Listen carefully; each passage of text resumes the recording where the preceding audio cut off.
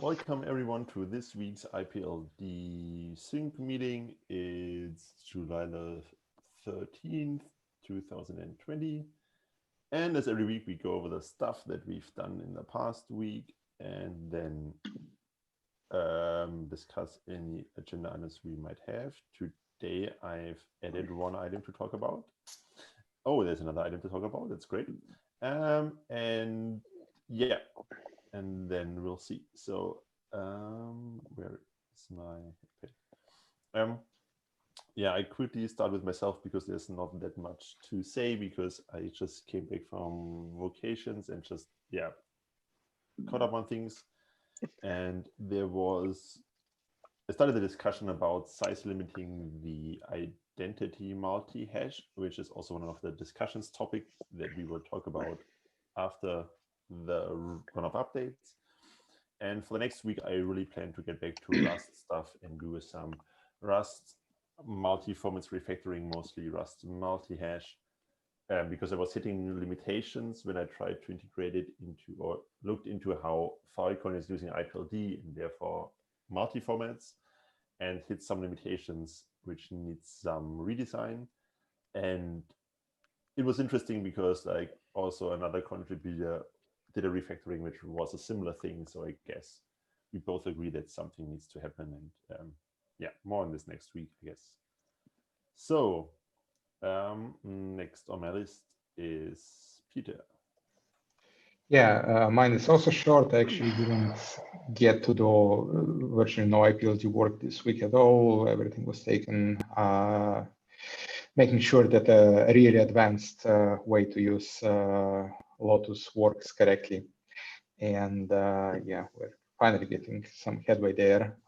And I spent today keeping Eric angry, so success. That's all I have. I actually forgot to add to mine that I worked a lot on Filecoin stuff, but might also be interesting for others. So I worked a lot on getting the specification from a HackPad into the official spec repository. And the interesting thing, it contains a lot of LaTeX math code stuff.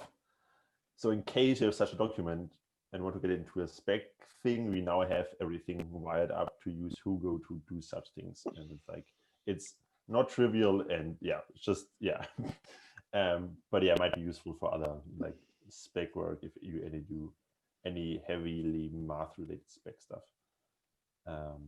Yeah, I just want to add that one. So next on my list is Eric. He's either very fast at copy and pasting or typing. I don't know. Very copy and paste. Yeah, so I have a big block of text there because I had kind of a good week. A lot of things came together. So starting with the smaller things and then sort of working up with what that enabled. GoCogen now supports, GoCogen now supports unions. So far, it is only the keyed union representation, but having one of them is enough to prove out the core concepts. And so this is kind of a big milestone because unions were the last recursive type kind that we hadn't yet implemented in any way in the IPLD schema related tooling at all. And so now they're implemented in CodeGen and no abstractions shattered, which is such a basic bar for sanity, but it means now that we've gotten through all of the recursive type kinds, this was one of like the last holes where an unknown could have been hiding to jump out and pounce on us and just ruin everything. And that is no longer a worry. So like, yes, confidence increases. There is a pull request where I talked about this in more length that is going to be linked in the text here. Some of the fun things that are included in this is the user's choice of two different internal memory layout strategies in your generated code. I've called them embed all versus interface. And this is a parameter which you would set not in the schema itself because it's completely Golang specific, but you would set in some of the adjunct config for the code generation tool. This is still only available when you're calling it as a library. I haven't built the config CLI or anything for this, remember, but the possibility is there. And these two different options for internal memory layout basically let you decide what kind of performance traits that you want in your code. So if you use the embed-based strategy, you get the fastest runtime performance because you're amortizing allocations still. If you use the other strategy, which is based on interfaces and pointers a lot more, you have smaller resident memory consumption, but it may have higher costs to do allocations. So those are two different trade-offs that you will sometimes encounter wanting to make in the wild. So, and also to review something more common about how schemas work, but in the context of unions in particular, there's also two things being cogent here, right? You have the type level semantics for unions, and then you have the keyed representation behavior for unions. And so the type level semantics, they will act like a map when you interrogate them as IPLD data model semantics. And the keys will always be the type names and the values will be the values. When you're doing the keyed union representation, it will also act like a map. In this case, the type representation and the representation are about as orthogonal or as close together as they can get. The keys in the representation will instead be the strings that users specify. Other representations will be more divergent. Okay, so unions are done. The really cool thing with that enabled is Go CodeGen can now generate code which matches the AST of the schema. It's self-hosting. This is kind of exciting. So far, I've had a bunch of placeholder types, which in Go code represent the type info. And all of the CodeGen has been based around these. And so this is just very, very placeholder for bootstrapping purposes. In the near future, I'm going to be able to take this CodeGen output and use it for this instead. And what that will get us is suddenly we will be able to parse IPLD documents of arbitrary schemas. It will turn very easily into this in-memory structure produced by the CodeGen. I will not have to write any new codecs for any of this. They should just plug together. And then I'll be able to power the CodeGen off of this. So that should scrape off a huge amount of the work in order to make this an actual, like, easily reusable CLI facing tool. Very exciting. Also, it's just like a huge demo. There are some to-dos in this. I did change some of the unions to be a little simpler from the current schema, and some of those will probably turn into PRs back to the schema. Some of them are to-dos for a little more work in the code generator to support detailed features. But broadly speaking, it works. The output size in terms of generated lines of code is quite large. It turns out to be more than a megabyte. I have made no attempt to minimize or optimize this yet, so there's probably a lot of room for improvement, some of which will probably be a priority in the future. We'll see. The generated code is providing a lot of features, and so I'm not sure how low this number is going to be able to go, but I hope lower than the current baseline. There should be a lot of room for improvement. Yeah, so that demo exists. It's very roughshod, but like huge milestone. After this, I'm going to abandon it because it's time to write documentation. Not abandon it, but like I'm thinking I'm going to put down the coding keyboard for a while and do a serious sprint of documentation because we get feedback both inside and from outside of the team that we're missing a couple of basic pieces of documentation, and our discoverability is a bit of a challenge. And a lot of information about how it all fits together is something that is still not easily discoverable from our written documentation alone. And that needs to improve. So I'm probably going to spend a bunch of time there instead of on code in the near future. Finn. I have a very quick question. Does the 1 megabyte of source get reflected in compilation times, or Golang just eats this for breakfast? I have no idea. I got the demo done and I have not benchmarked much yet. I don't mean benchmark, I mean perceptively. Do you get to wait like a C programmer, or you just, you know? I can't imagine it's that bad. There's no libc, it's not that bad. No. I don't think compiling all of that takes more than a second, if that. All right, awesome. That's the ballpark I was asking for. All right. Next on my list is Michael. Okay, so did the OKRs and OKR review, got very good feedback.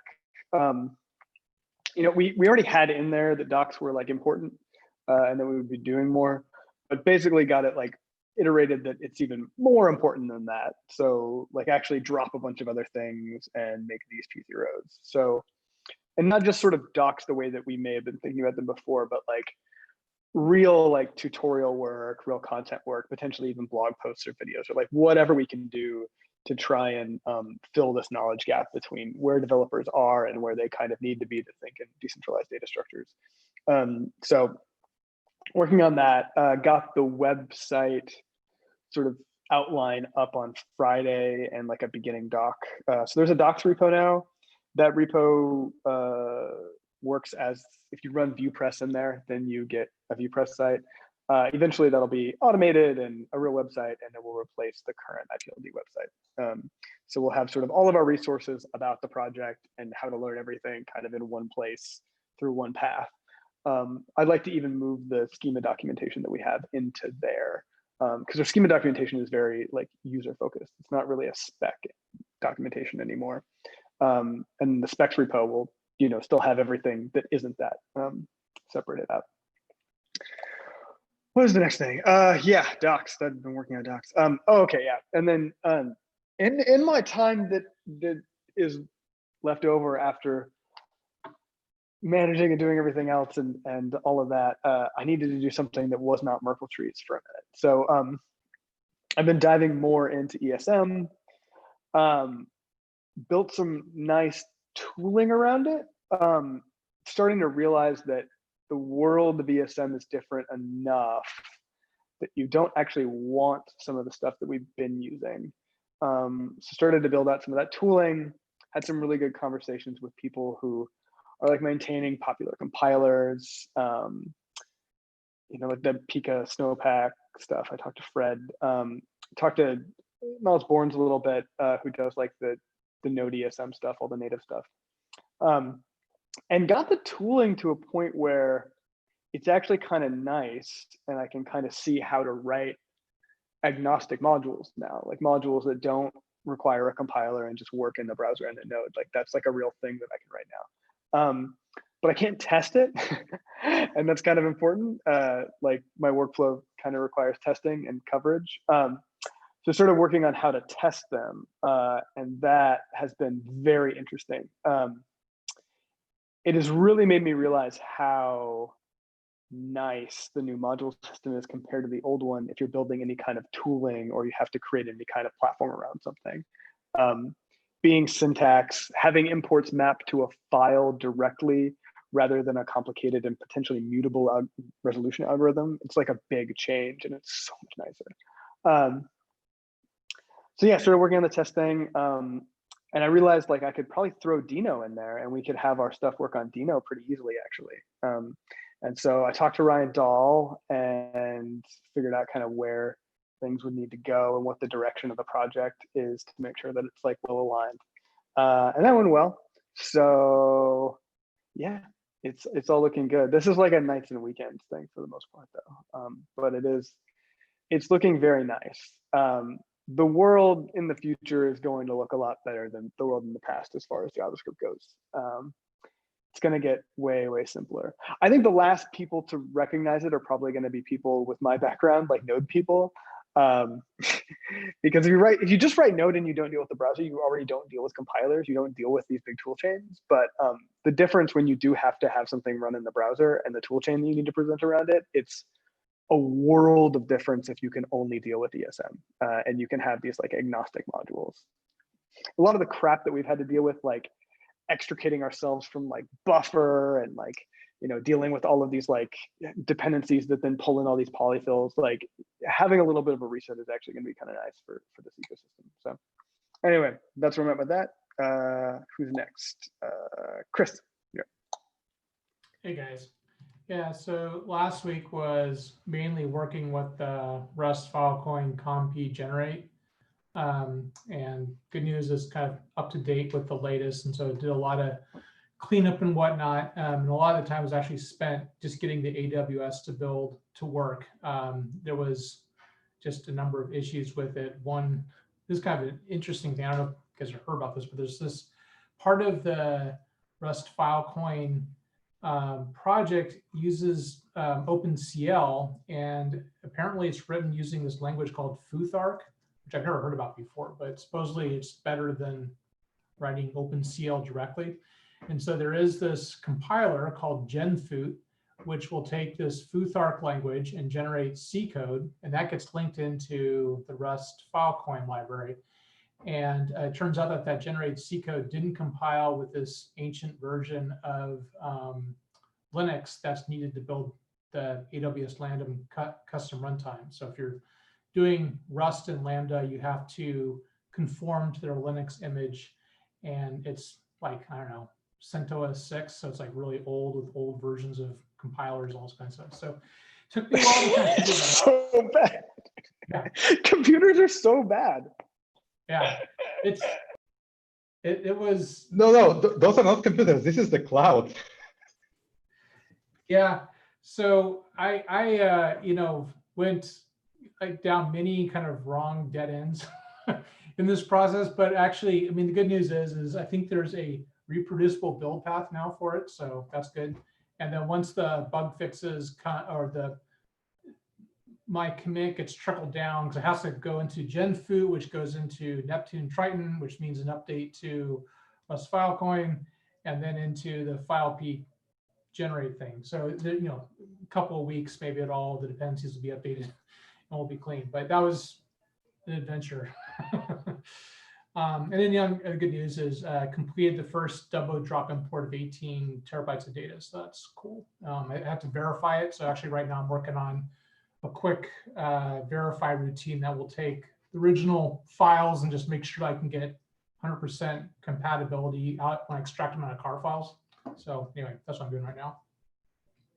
That's it. Are you in a place where you can actually run like given data that you can get a compy out? Yeah, Okay. So the repo has a command line utility, and it will generate compy for you. And I mean, it uses a memory store, so you can only do files a certain size, otherwise it'll just run out of memory. But yeah, that's there, and then also dropped in the AWS Lambda, so you can just like file off like thousands of things in parallel and just does it. Okay. I'm more asking, like, I shouldn't have asked about compy. I want to make sure that if you run your stuff on the same data that we already have that we're testing with right now, that after all your upgrades, you're actually going to arrive at the same thing. So we have like one of the smaller files that we use. I'll get the data from the other guys, which piece of data exactly they used for that, so we can reproduce it and see if we're going to get there again with the small car file. But since you have the compy for small car file, you just want to make sure that the same values are produced? No, that the car file is assembled the same way with your stuff. Oh, I see. Okay, yeah, sure. If you can give me the source files and the output car file, then I can add that to my to-do list to check, make sure all those right thing. Right. There, you might run into some weird ordering issues.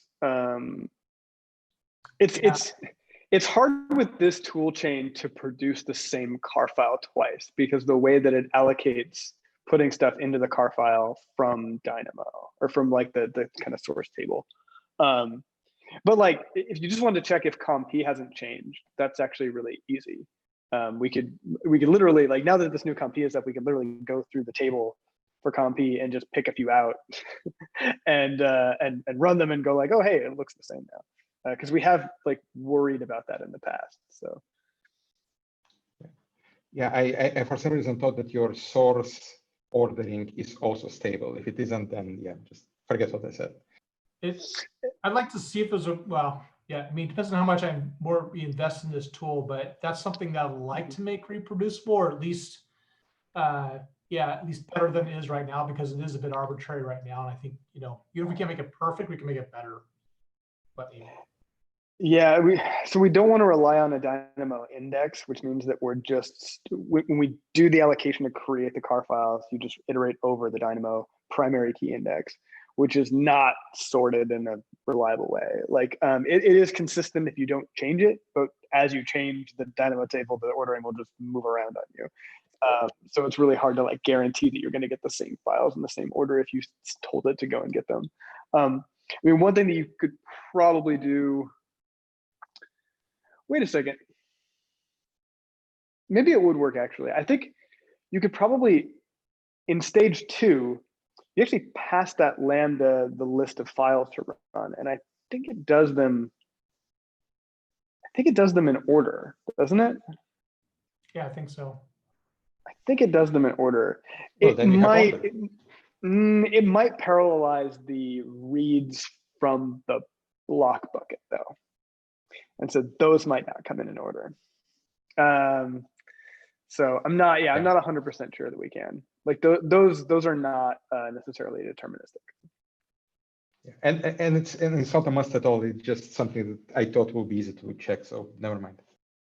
But actually, if you do have, so one of the challenges with the Rust file P generate is that, or comp generate, was that there was no testing at all, and so it's like hard to know if it was actually working. So I did add a unit test so I could actually, future changes come in, we can be sure that it's doing it right. But if you have a set of files and comp, actually, if a set of files that are being used for test cases for car files or comp, let me know and I'll add them into my test suite.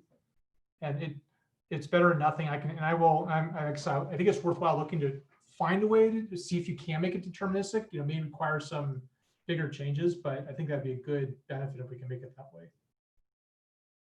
Right now, my smoke test basically checks for 2 combinations of car file that can get produced.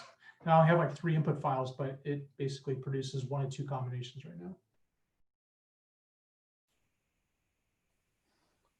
Just a quick note on the Futhark stuff. I think it would probably move in this week, I think, into Rust full proofs. So it should trickle up quite quick because there will be a Rust full proofs release this week. And I think this should be part of it, if I recall correctly from a meeting earlier today. But so it should be pretty soon at least. Cool. What else? I guess we are through. So now we come to the agenda items. Yeah, so my favorite item. So I've opened an issue about multi-hash and the identity hash. And I thought it's like one of those issues I just open, no one replies, I make a decision and but this didn't happen. The exact opposite. Watching you. No, yeah. So just like my main point is that I think the main disagreement is, at least for me, is between me and Michael, is that there should be some size limits. Like if you have an ecosystem, I don't disagree that there should be size limits, but there should not be a size limit in the spec. Size limit can be implemented by anybody who takes an implementation. Yeah, but it based on whatever constraint that they have. But someone has to write it somewhere where people read it. I mean, like, no, I'm perfectly happy taking whatever the current recommendation is for a size limit as a recommendation and putting it in the spec as a recommendation. That's fine. I don't think that it should be in as like a hard limit that we expect every implementation to take. So it would be an RFC should. No. I like even less than that. Like even less than that. Like a less than that. Like a. It is probably a good idea to keep these below this thing. Like that's what it should say. I mean, that's more than we do for block limits, by the way. Like block limits like don't have a documented size limit. Like there is, we have told people to keep it to 1 megabyte, and so they did. There is a size limit in BitSwap that is 2 megabytes. But you know, most of the ecosystem seems to use 1 megabyte. No, but I think I really think it should be a should. So let me reframe this a little bit. So because we keep mixing this with the identity hash. This has to do with a length of a CID. because you can have Blake 2, Blake 3, the Keccak stuff, they all can output gigabytes of data as a hash. And that's legal. And you can request that. So I guess what we should do instead is we should say that, number one, you always have to look at the length of your CID before you like read the rest, because you have to look at the length of the CID. And every implementation must support at least, and I guess we need to throw there the factual. So it needs to support at least 64 bytes of CID payload. And that's where we leave it, because otherwise we basically have to say that you cannot use, I don't know, 4 kilobyte shake 256. Yeah, I mean, I would be fine having a should in there that said you should support CIDs of at least length X. If we're talking about CID limits. If we're talking about a limit specifically on identity multi-hash, I think that it should not even be in the should category. It should just be, you know, this is what we're saying. You should, yeah. But right, but just for Walker's implementation point, where they basically need to allocate a buffer ahead of time, it doesn't matter whether it's a hash or an identity CID. It's just a CID with a payload. That's it. Yes, but I think but again, it's like, I don't like, if you say in your implementation you only support, let's say, Blake 3 up to, I don't know, 1K or something, that's totally fine and no one will care. Like, it's like, whatever. And therefore I'd like to say, so basically, so more or less my point is, you write a new Rust a new multi-hash implementation in any language. You are the author and you make a decision. How big do I make the identity hash? Then I think there should be an answer somewhere, that you don't make some random number, because then you are not interoperable with other implementations. So I guess that's... Identity multi-hashes are going to get you into trouble. Like that's just the fact. Like, I don't know. Like, I think when you do randomly large identity multi-hashes, you can't really be surprised when they break. Like, in my view. Or to put it differently, we in this issue, we have this case of basically having an identity, having the case of what we call inline CID thing with plenty of data, and we have the case that, so I care only about the case which says, if my hash is longer than my original data, why should I hash the data and not put the data in? I think that's the use case I want to have for my Rust multi-hash identity hash implementation. So I would care about the use case of I put random data in my CID for whatever reason. I just don't care. I think that I think it only makes sense. Yeah. I would advise to just hash the data anyway. To just eat the extra space. Like, I don't think that your multi-hash implementation or CID implementation should be like automatically doing identity multi-hashes under a particular size, because like, no, of course there's not. just gonna. It's not automatically, but you have a way to say identity hash. And I think. But if you have a way to say identity hash, you would just pass it the hash, but you would just pass the binary to stick in there. It's like any other multi-hash, right? Like a multi-hash is just like a bunch of binary for the hash. Yes, but most hashes have a limit. I agree with like Blake 3, for example, you don't, but all like the usual, like the current suspects currently. So even if you, for example, use even if you use Blake 2 today, normally you use Blake 2/256 or something. Yeah. Peter brought this up like several weeks ago, but like we should, in the multi-hash implementations, when you have a hashing function and you know that it should never be over a particular size, you should put that size limit in there just to protect yourself.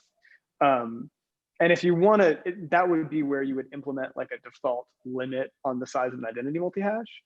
And yeah, I think that it's reasonable to set whatever you think is fine. Like, I mean, I could go with Steven's recommendation from the issue. I could go with anything else. I mean, no matter what you do, you're going to make somebody mad and you're going to crowd out some use case. But like, it might be more important to have the limit than to crowd out that use case. And if it's more important to have the limit than to crowd out the use case, then take it.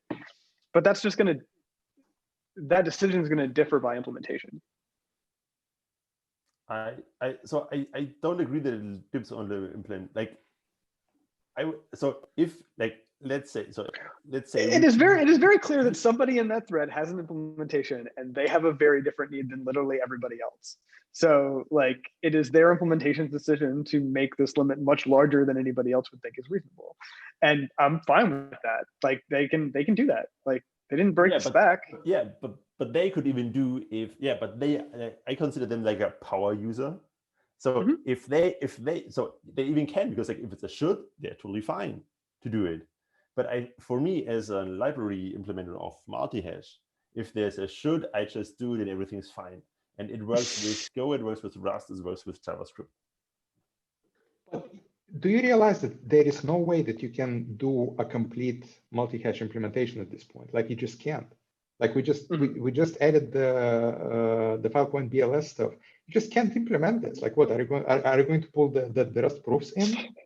Like you can't. So there are things that you The point being is that I think the identity hash is useful for the case of my data is shorter than the hashed version of it. I think that's a useful use case. And I would like to have a codec for this use case. And for all the those are two different things. Like one is in your Rust implementation, you need to allocate a buffer ahead of time. And the other thing is you don't like how identity multi-hash is used. So which problem are we solving right now? Both at the same time. No, we shouldn't. Sorry. No, so no, I want to solve. Well, one implies the other, because like I care about I don't like the way that identity hash. How some people use. Period. We all agree. Period. I don't like identity multi-hash. Full stop. We hate it. Okay. Yeah. No. Sorry to interrupt you. What were you saying? Yeah. So basically, I care about the case like So for me, the only valid case, the only valid case for identity multi-hash is the case where the data is shorter than the hash I would use. And this makes it quite short.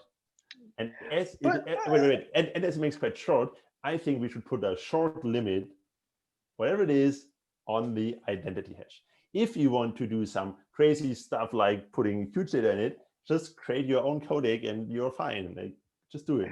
But so you're asking for like an objective technical criteria for what you've already stated as an opinion, which is like your opinion is that the only valid use case for multi-hash for identity multi-hash is when it's smaller than the hash function. So like that is your opinion, which you're allowed to have, and you can even have opinions. This is what they were introduced for. Like this is what they were introduced for, I think. Yes. Well, if that is your opinion, if that is your opinion, then make the limit whatever the largest hashing function is that you currently have.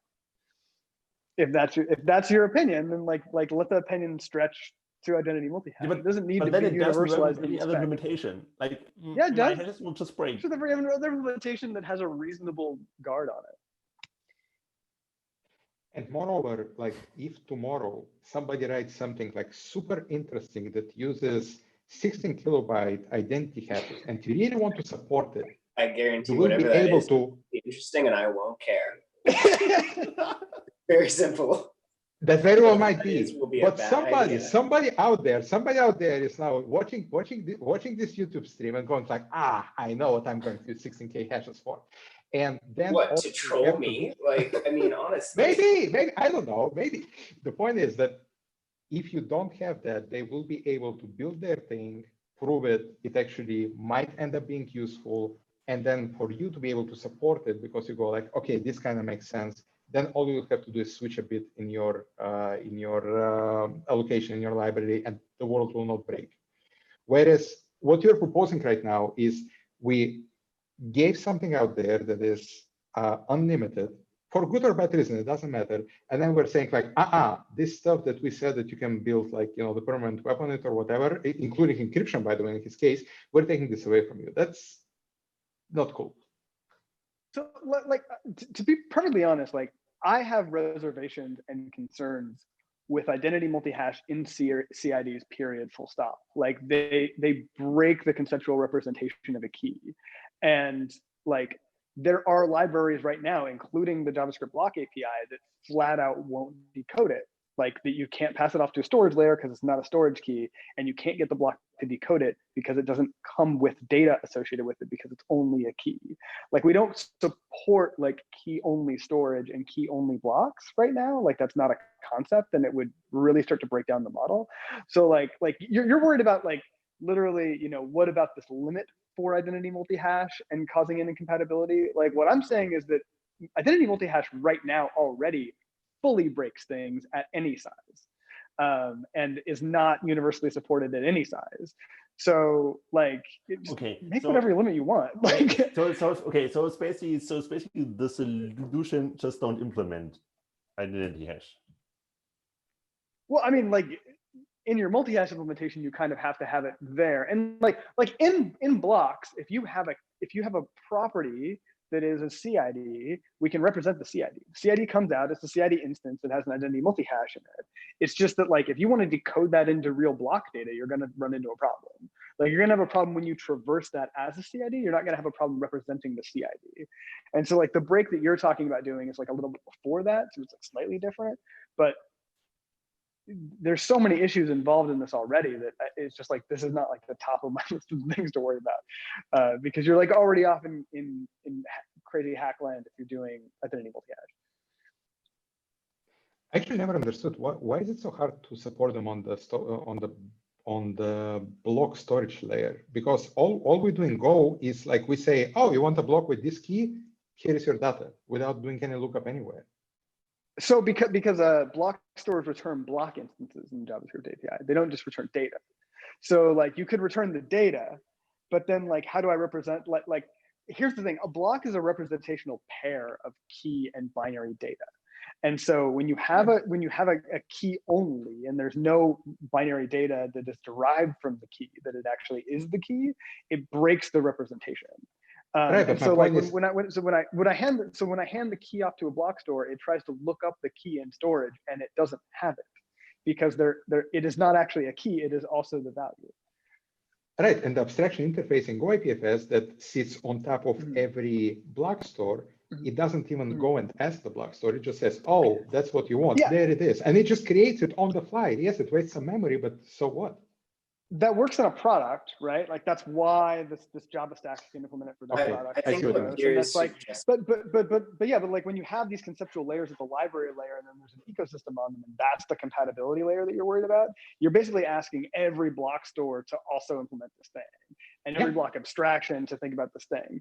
And that's like not, it doesn't work. Like there are things that you can't do that way. Like there's a reason to have a logical separation between key and value and to not break that representational pairing. I don't think that it's reasonable to expect implementations to take. I get it. Basically, the answer in Goland was like every store actually understands that and that it turns the right phantom data back. So yeah. I mean, I can see why you would say you don't want to spread this yet. Yeah.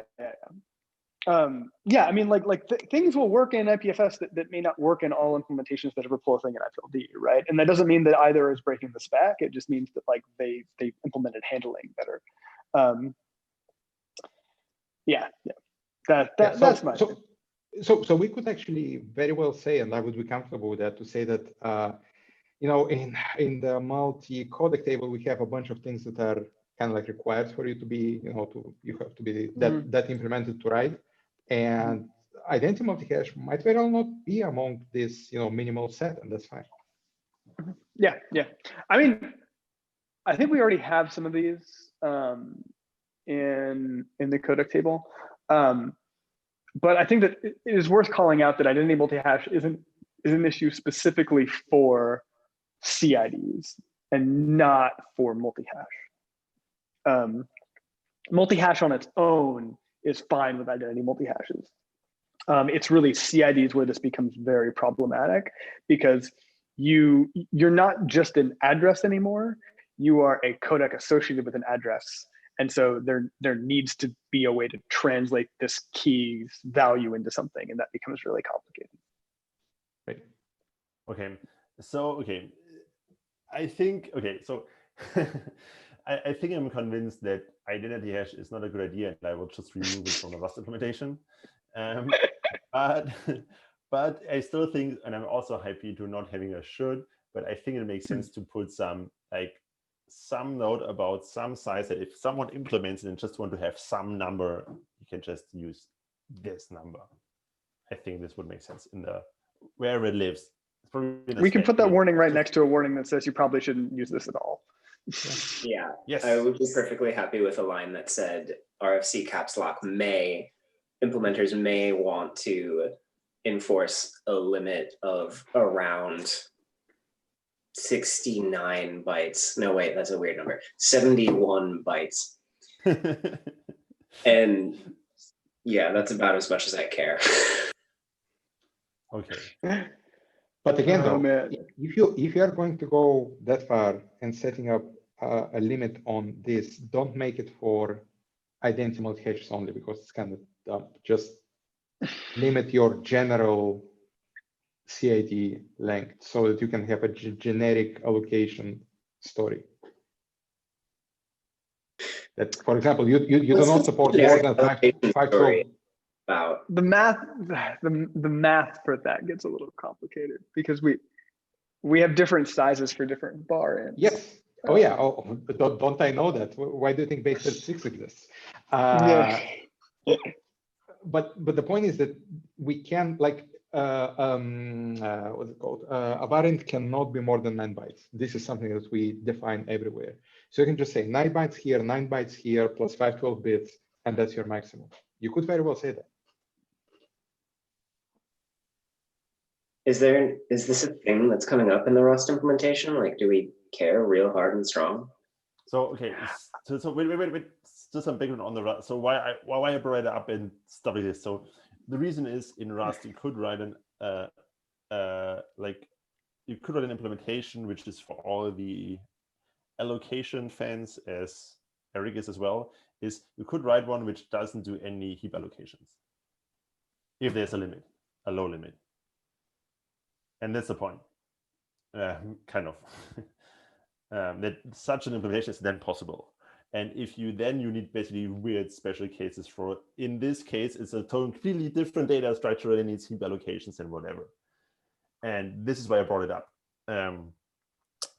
But I agree with Peter actually that, yeah, as we have hashes like Blake 3, which can be whatever size it is, we perhaps should put a may on the multi-hash and say, I don't know, like what currently hashes, like I think 1K is probably good enough for now. And then we might revisit it in 10 years where we then say 2K hashes or whatever. But normally for hashes, normally you don't need I think in the wild, I've never seen a hash that is bigger than 512, I think. But so if we're pre-quantum, just don't make predictions about it. No, that's for sure. That's I'm not talking about post-quantum things. What are you gonna do when the hash is bigger? Fail.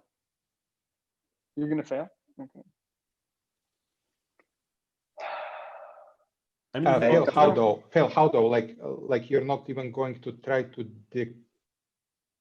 fail it at which spot exactly?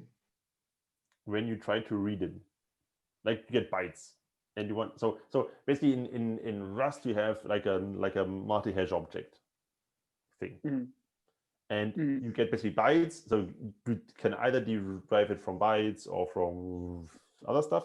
But let's say you get it from bytes, so you get some byte thing and put it into and want to say, oh, let this pass as a multi-hash. And if it's then too big, it would just say, well, too long digest or whatever, too long hash. So you can't fall back to the other method that does have the heap allocations when it's over a particular size. You actually need I guess I mean you could, but I wouldn't implement it because you theoretically need it, but who needs it? So of course you could do parse it and then say, oh, I use this other implementation, because currently we even do this. So currently we even have some optimization internally, which is super ugly, whatever. But you could totally do it. But the question is, should it be implemented? Because actually no one needs it. Like you don't need a, I don't know, 16 megabyte Blake 3 hash. Honestly, Volker, I would just And if make open an issue, I would make the limit much closer to the actual things that people are doing, like 512, and then wait for somebody to log a bug. And then when somebody logs a bug and you see what their use cases do it, because like the problem that I have with coming up with this language and coming up with a limit and putting it in the spec is that like the place where we've seen a limit get actually implemented and enforced, it's much smaller than this, right? Like IPFS is now limiting this so that they can use CIDs as subdomains. And so that comes with like a much smaller set than we're talking about right now. Like you need to keep these pretty small. So yeah, I just don't.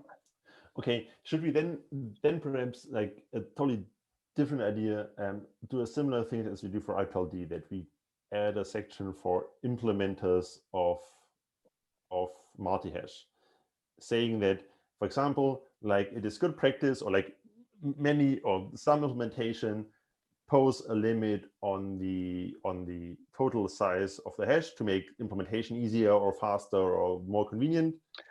And it's, for example, like it's likely the biggest hash you currently support is the limit for maximum limit for all of those, and that's kind of like a good practice or whatever you call it. And so rather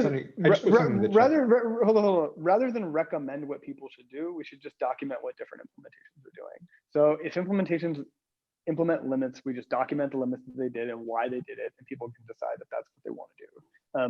I still don't think that we should at this point even recommend, because I don't have a good justification for what that limit would be. It's like, I mean, it's like similar to the document we have for IPLD. It's more like a, hey, this is what other, basically a document saying, hey, this is what other implementers are doing. You might want to do the same. Because like I think currently it's a pretty high bar to implement the multi-formats or IPLD stuff if you would start from scratch and you don't have all this context. It's super hard to actually,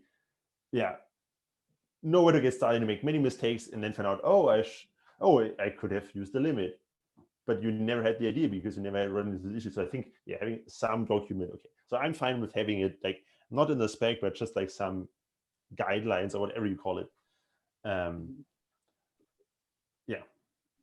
Okay. And based on these numbers that I just put in the chat, we can just go with that and say like you have to support this to be, to be a valid implementation. And from there on, whatever.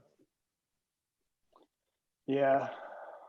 Okay, so just to bring this to an end, is like I will post on this identity hash issue basically what we discussed, that we don't put a hard limit, but say we put out some additional documentation about like what other implementations are doing, and this way we can document the IPFS one too. That'd be a good place to document it and link to the right things. Oh, because also like, for example, like documented from IPFS, like why they have a limit to basically for a subdomain. So it makes sense if you have blah, blah, blah, smaller subdomains and whatever. Okay. Yep. Use a shorter hash. Okay. Yep. Okay. Then I will post this on the issue tomorrow. Okay. Okay. So yeah, Peter, I think that like, I agree that we should change FBL to have a union in that one field. But you wanted to get kind of some alignment, I think, on some of the earlier stuff. So let's dig into that. Yeah, we're kind of out of time though. So, so whoever wants to jump off, that's fine. Basically, I'm having trouble with the entire concept of you have chunks that are weird sizes, don't do that. Because like in my special case, what I actually have is I have a file that is already pre-chunked in such a way that groups of chunks on the very low end are up to 64 kilobytes together. So there might be one chunk, there might be several. And then these three, you can have this, I actually don't remember if it's 2 bytes or 3 bytes. You can have these pieces put in between each 64 up to 64K chunk. And then what you end up with, in a streaming fashion, by the way, you can end up with the original data and the deflated data with a zero deflate index in front. So then I can use this substream as a portion of a gzip, as a portion of a zip, as a portion of a git pack file. Mm-hmm. So I need the ability to represent these two streams. I can't just not do that. And my understanding so far, how you would do this with flexible byte layout was like you need to have like a massive CBOR box around every 2 bytes, which can't be done. Oh, no. So first of all, every link to bytes can be a raw block. So those could all be raw blocks that are linked in. They don't have to be encapsulated in CBOR. Like the raw link is a valid bytes type. Now, if you want to inline each of those into the data structure, you just use a union so that you're using CBOR bytes in each place rather than the link out to a raw block, right? Oh, like actual CBOR bytes. So it will be even shorter than the identity ID. So it literally will be like the next thing is bytes. Yep. But can I have this in CBOR? Can I actually have like link bytes, link bytes, link bytes? Can you have that in the same array? Yeah. You can mix types in an array in CBOR just fine, and you can mix types in IPLD schema as long as you set up the value as a union. So what we need to do is we need to update the FBL, because right now it says that has to be a link back to the root FBL structure. Right. But we could change it so that it was a union, a link union, like a kind of union for linking, and then it could be inline bytes or not. So. Okay, and then my other thing is that we keep talking about schemas as if no matter what you do, whenever you like have a stream, you need to essentially give a schema with it, almost like XML era, you know, that without a DTD you're screwed. Like there is nothing you can do with that stuff. And like my use case is that it needs to work the way DACPB works right now in terms of not structures, but in terms of how DACPB is essentially UnixFS, right? And no matter how you string these things together, they will give you a stream back out. There is no like clear story. How do I get from the FBL to an actual something that a web gateway will eventually understand? Like this doesn't even seem to be on the roadmap, and that's what's confusing. Sorry, so an FBL to a web gateway. Okay. So you mean like to the actual file structure, right? Exactly. Yeah. I don't care. I don't care about files in terms of like directories, names. I just care about streams. Like, how do I represent a stream? Yeah. So the FBL is the data stream. The metadata is all UnixFS, and UnixFS. Yeah, forget about the metadata. For the bytes part of a file, it will be an FBL, and an FBL should be able to represent any layout that you would ever want to have for stream binary data, including like this thing where I have like CID of I don't know 64K, and then I have like 2 bytes, and I have another CID. That's not out of scope. No, it's not out of scope. So I did cut it at one point from the early versions of that spec had that in there, and I cut it because when I was implementing, I could not figure out a good way to actually use that feature, because I was always getting data as a stream. And then if you wanted to decide whether or not to inline bytes or to hash them as a raw block, you would also have to be constructing the layout at the same time, because then that's the only way that you would know how much space you would have before you might go over the max block size. And the more that I worked on it, the more I realized that like that doesn't really work. What you need to do is run through the entire chunking, take all the lengths and the links, and then create the layout, because you have way better information to do the whole layout at that point. But if you had something so small that it was like 2 bytes and they were just all over the place, you could just keep those in memory. That'd be fine. You wouldn't really care. You would just kind of hold on to to them, and that'd be all right. So I could see actually how you would implement this now. How you actually, and then also and then on Slack I brought up that like actually for videos, for most compressed formats that you want to support seeking in, you have a header or a footer that you need to read before you can do anything. So why wouldn't you just inline that data into the data structure? Like these are all use cases that we should capture in FPL, and we should go and update it so that it can do this. So. Yeah, cool. I just want to correct the misconception that you cannot stream chunk. You can. And that's what Dagger does. Like that was the very first thing that got implemented. Because if you take a read that is 2 of your max blocks, you always have enough space in there to figure out where your chunk is. So you can stream and chunk at the same time. No, it wasn't that I couldn't stream and chunk at the same time. That was working. What I couldn't figure out was constructing the layout tree while chunks were coming in, because I didn't know the length and I didn't know how many chunks would be a part of it. So like, what is my branching factor from the root of the data structure? How big are the leaves in order to like balance the layout? I couldn't figure that out. Like if I don't know the length and I don't have any idea how many chunks I'm going to get, I can't figure out a good like streaming algorithm to figure out the layout. So what I did was I just like said, okay, here's all of my lengths. And once I know all of the chunks, I can create all the intermediary nodes to do the layout. And that's not a huge amount of space in memory. It's just like a bunch of hashes and then a bunch of intermediary nodes.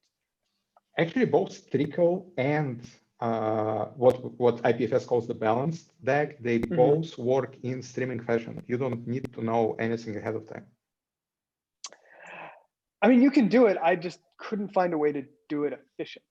Like you can always like trade off. Here comes Dagger. So it does all of this for you.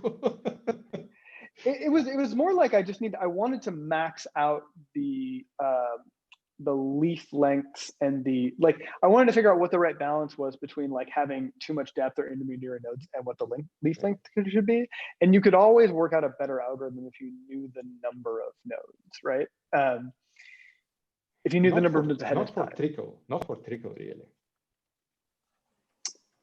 Oh, right. Yeah. Because that just keeps going. Yeah, it's just a linked list. Yeah. Trickle. Exactly. Yeah, you can do trickle. Yeah. The first one I did was balanced, so like, I didn't see that. Yeah, and doing real balanced is difficult. That's why I say they call it balanced. It's not, the IPFS one is not balanced. You just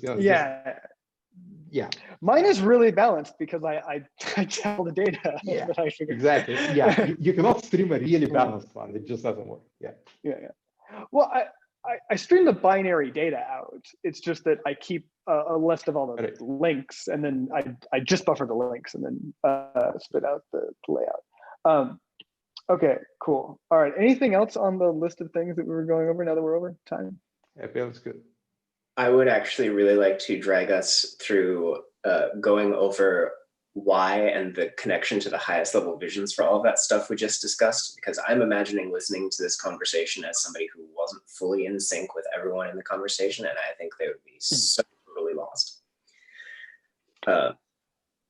About the which thing? About all of it. Everything. So in IPLD, our job and one of our highest level visions when we started looking at things and revamping them a couple of years ago and making all of our new generation of libraries was, we have noticed that after people have been using all of this stuff in IPFS and DAGPB and stuff, that big maps are a thing that people constantly want. It showed up as directories in DAGPB, but we want big maps with arbitrary keys. And the other thing that showed up is we want big bytes. We called those files, and DAGBB had a totally specialized one-off thing that did this. And both of those were really important. When we make IPLD, we want to make all of these things general and codec agnostic, and we've stretched our goals to encompass both of those things, big maps. We added big lists, even though that didn't really exist in DAGPB. And big ranges of bytes. We want to encompass all of these in some kind of coherent strategy that can talk about sharding opaquely as much as possible. And so that's what all of this stuff is about. we have tried to wrap up that concept of sharding in something that we've called advanced data layouts, or sometimes ADLs for short, because we came to the conclusion that sharding often requires logic. It might need code. Code can be a little scary. So our concept of ADLs involves some sort of plugin structure through which one might supply code, and also gives us a way to expand on things in the future without being too prescriptive now, as long as we get some of the central interfaces around this correct. So we want interfaces for maps and lists and bytes to be big. This FBL acronym that we've referred to a couple of dozen times now, I don't know if we ever named the full thing, but it stands for Flexible Byte Layout. And Flexible Byte Layout is the name of the spec that Michael made, which is an advanced data layout specifically for the big bytes problem. It is just one of them. We could make more of them. We think that this one is a particularly reasonable thing, and we're going to try to make it as usable as possible, but it is also not like blessed by the gods. It will like be a thing that we very much want to work well, but it is not magical. So when you ask about how do we get things to render on a gateway, this is something I want to talk through because we should make sure that we have grounded hopes and understandings on this. Yeah. So right now, when a file renders on the gateway and it's coming from DAGPB, with DAGPB's totally specialized understanding of big bytes and all of this jazz, it's relying on a lot of super specialized stuff that was hard-coded in DAGPB. This is important to highlight because we are not carrying forward half of those super specialized things. So now in the future, when we do the concept of big bytes via an advanced data layout, there's a plugin of code required. And hopefully it's usually going to be very small, but there's like a thing. There's a little bit of glue code, and we have determined that it might be code. So it is reasonable to warn that when you're talking about some public service like a gateway, it is probably going to have a whitelist of known plugin systems that it will allow you to use because it is running code, and letting people run unknown code on your infrastructure, on your budget, is like not a thing that you like to do. So one of the ways that flexible byte layout might indeed be fairly blessed is we will probably know what that is on the gateway infrastructure. And we will probably actually make a like explicitly allow this plugin to run condition. We might allow that, probably, but this one will probably have such a blessing. Well, and one of the important things about that, right, is that there's a large number of potential layout algorithms, and there is a large number of potential chunkers, and those are ever expanding, and supporting all of them would be prohibitive, I think. The goal of FBL is to allow you to implement any chunker, any layout that you would care about in a common data structure so that the read of it is the same, no matter how you decided to lay it out or where you decided to put the bits or what chunker that you used. It shouldn't be dependent on any of that. So we can ship more chunkers in the future. We can ship more layouts in the future, and nobody has to update every single node on the planet to know how to read this thing. And the gateway is already going to know how to read it. And to be fair, this is what we have today with DAGPB. With DAGPB, no matter how you arrange stuff, no matter how you inline things, like it has actual inlining on the head, it has inlining in between with with identity IDs, and so on and so forth, it will render the same thing no matter how you arrange it. And if FBL actually allows this, then problem solved. And and I just need to figure out how to actually do FBL on the wire, so to speak, because that's still not entirely clear. But yeah, there is a little bit of a gap between FBL on the wire and, well, wire and FBL, right? Because the FBL description is topologically applicable to the data model tree structure, and you can choose any codec, which is something that was not possible with DAGPB, right? Because all of the hacks were in the DAGPB codec. So flexible byte layout can actually work on CBOR or I mean, using it on JSON is a little funny because then you're going to get base64, but you could. It just absolutely plugs together. The interfaces do compose. It would be funny, but they compose. Yeah. You definitely don't want to do any inline binary if you use DAG.json. You definitely would like not want to. All those need to be links. They're always going to be smaller. But isn't this kind of like a quirk of the implementation that you can use multiple different codecs, but you don't really want to, specifically for FPL? No, I think it would make a mixed tree. That would also be sort of bizarre. Like nothing stops it. It would be fine, but it would be utterly bizarre. But like if you did well, technically the codecs are mixed because a lot of them are raw, but not only that, you would probably want to, like, for example, all the stuff in Dumbledrop right now is Unix FSV1. You might want to create a Unix FSV2 directory that links to the DAG.pb stuff without having to recode everything. Actually, everything in Dumbledrop is DAG.pb files with a root that links them all together that's DAG.cbor. Right, but the files themselves are DAG.pb. Yep. Yeah, so if you want to link some of these files into another structure, what do? You have your... So that's a Unix FSV2 question, right? Because you're actually linking the file, not the binary. And so at that level, like Unix FSV2 will just need a union. There's been some crazy talk about this though. Like, because so much of the Unix FSV1 code exists as DAG.pb hacks, and it doesn't really respect the sort of like transition between like DAG.pb isn't really a codec the way that we think about them now. It has a lot of like very application specific stuff in it.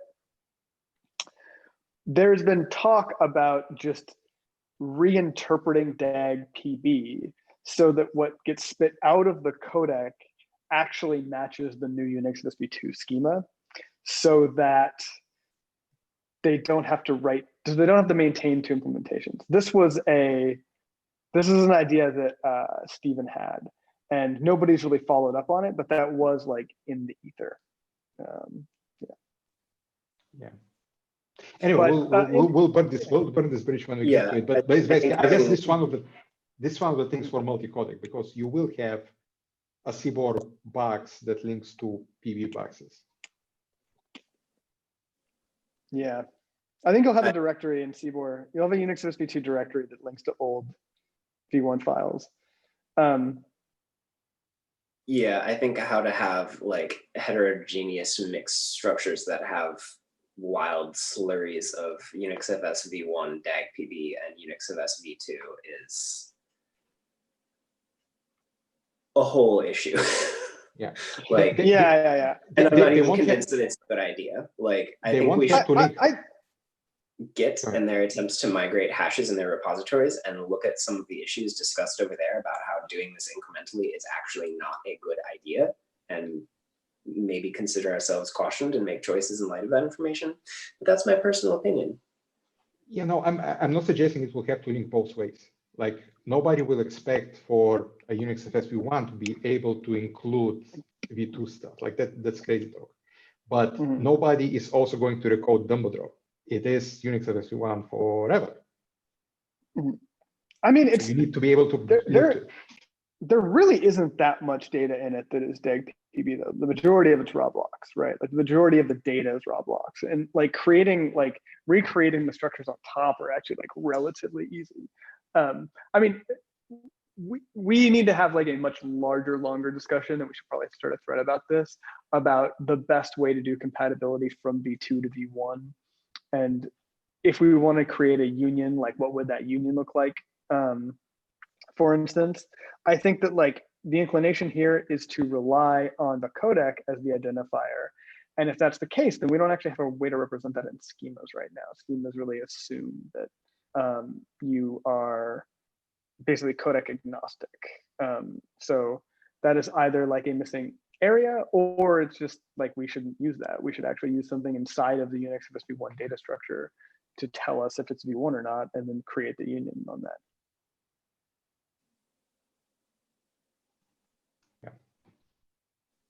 Okay, yeah, we're way over. Sorry, Volker. Yeah. No worries. We've still 4 minutes left. No, sorry. So okay. So yeah. So thanks everyone, and yeah, we talk again next week.